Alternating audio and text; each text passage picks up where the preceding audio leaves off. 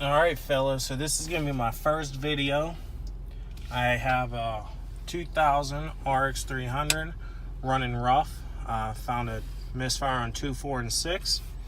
Notice my AF sensors, one is reading lean, the other is reading rich, which is pretty indicative of a timing issue. So I think my next step is going to be do a relative compression test and see where I'm at.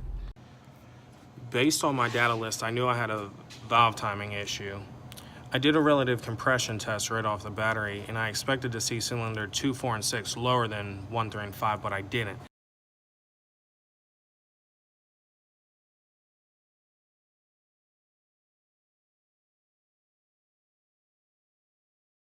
That caught me by surprise, and I should have stopped and thought about it.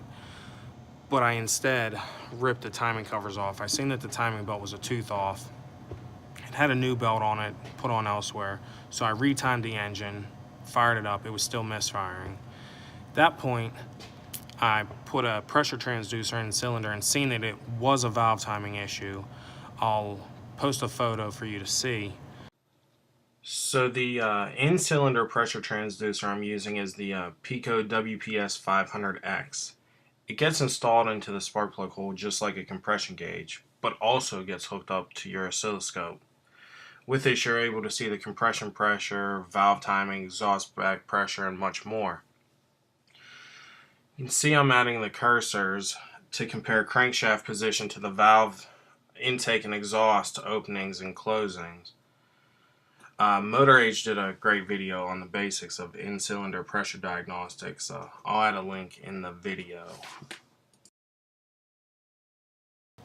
But then I decided it was more than likely VVT causing it.